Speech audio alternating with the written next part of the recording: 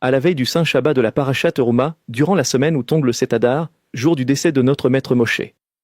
Jour porteur de force immense, jour empreint de mérite et de reconnaissance envers le Saint, béni soit-il, pour des réalités profondes enracinées à la source même de notre âme. Jour où la sainte communauté d'Israël a pris sur elle de renforcer et de sanctifier le Mikné Torah, le livre de Devarim. Voici que notre maître Moshe quitta ce monde le 7 Adar, et le Saint, béni soit-il, lui-même s'occupa de sa sépulture, et nul ne connut le lieu de son ensevelissement. Des anges veillent et couvrent ce lieu afin qu'il demeure inconnu.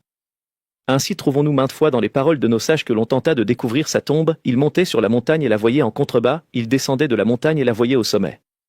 Le Saint, béni soit-il, en dissimula l'emplacement pour plusieurs raisons que nos maîtres ont soulignées, ainsi que pour d'autres motifs connus de ceux qui sont initiés au secret.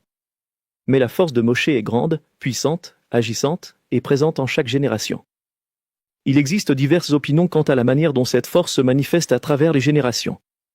Selon l'enseignement du Saint Zohar, ainsi que l'explication et l'interprétation des saints d'en haut selon leur service divin et leur élévation spirituelle, une opinion affirme que la lumière et la puissance de Moshe se diffusent dans chaque génération. Tel est un fondement majeur, la force et l'esprit de Moshe Rabbeinu se tiennent et demeurent en chaque époque. Où se trouvent-ils et où peut-on les rencontrer? Ils sont enfouis dans la Sainte Torah. Quiconque désire trouver Moshe Rabbeinu, le maître de tout Israël, père des prophètes, le trouvera dans la Sainte Torah.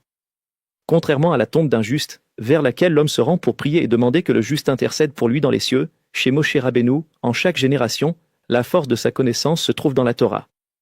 Souvenez-vous de la Torah de Moshe, mon serviteur, c'est là que réside la puissance de sa diffusion. Certaines opinions, éclairées par la racine sainte de leur âme, expliquent que si la force de Moshe se trouve en chaque génération dans la connaissance de la Torah, certaines étincelles de son âme descendent également en ce monde, à chaque époque, pour réparer des périodes complexes et des temps difficiles pour Israël. Ainsi trouvons-nous chez Achia Achiloni, l'un des grands et saints prophètes d'Israël, dont nous mettre en scène qu'il portait en lui une étincelle de l'âme de Moshe Rabbeinu. Le prophète Achia a vécu de très longues années, en une période extrêmement difficile pour Israël, lorsque la royauté fut divisée. Comme il est rapporté dans les prophètes, Achia Achiloni rencontra Jéroboam ben Neva, prit son manteau et le déchira en 12 morceaux, lui annonçant que le royaume d'Israël serait déchiré et que 10 tribus régneraient sous son autorité, chose d'une gravité immense. Moshe Rabbeinu avait délivré les enfants d'Israël d'Égypte, 12 tribus, les tribus de Dieu. Des siècles plus tard, après la construction du temple, briser cette unité fut un temps de division profonde et d'épreuves complexes pour Israël, la force de la continuité de l'étincelle de Moshe dut participer à cette décision difficile. Nous trouvons également cela chez Rabbi Shimon bar Yoaï, qui vécut lui aussi une époque complexe de division, de guerre et de persécution romaine contre Israël. À plusieurs reprises, le Saint Zohar rapporte que le Raya Mehemna, Moshe Rabbeinu, se révéla à Rabbi Shimon dans sa maison d'études. En Rabbi Shimon résidait la révélation d'une étincelle de Moshe Rabbeinu. Telle est également l'opinion de notre maître le Harizal et de son disciple Rabbi Haïm Vital. En chaque génération, selon les décrets et la situation du temps, une force de l'âme de Moshe se transmet et s'incorpore chez des justes et des grands en Torah, afin de réparer un aspect particulier de la génération. Plus l'homme s'attache à la Sainte Torah, plus il mérite les lumières issues de la force de Moshe Rabbeinu. Dans notre sainte communauté, qui s'unit chaque Shabbat au livre de Devarim prononcé par Moshe Rabbeinu est intimement liée à son âme, la force que Moshe éveille dans les cieux par l'étude des mérites est immense. Toutes les souffrances et les épreuves d'Israël proviennent de la confusion de l'esprit introduite par le Erev Rav, présent au sein du peuple depuis la faute du veau d'or.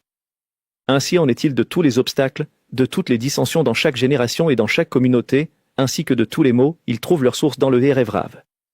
La force de Moshe Rabbeinu est celle de la clarification de la connaissance et du renforcement de la conscience supérieure.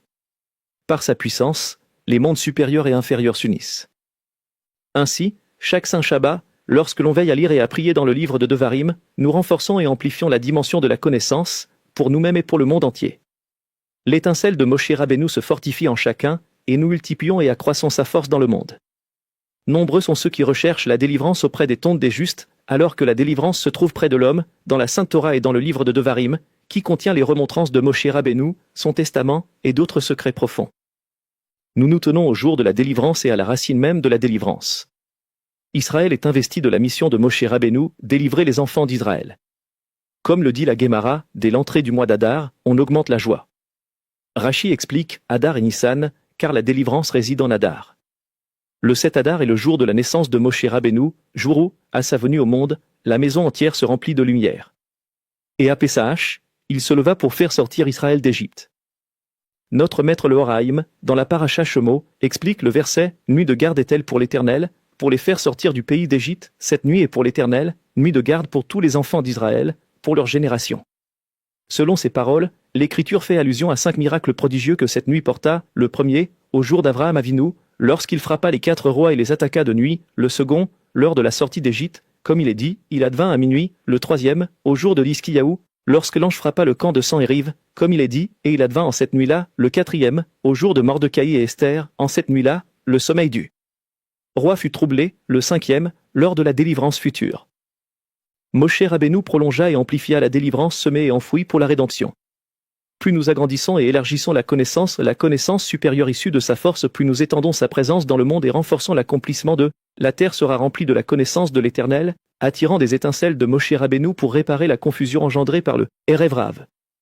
C'est pourquoi, en ce saint Shabbat qui s'annonce pour bénédiction, durant la semaine où tombe le 7 Adar, jour gravé dans notre mémoire, jour de purification profonde par des raffinements semblables à celui de la tombe où une grande lumière est sortie dans le monde, le livre de Devarim, porteur d'enseignements et de fondements immenses qui éclairent et éclaireront le monde, voie pure du service divin.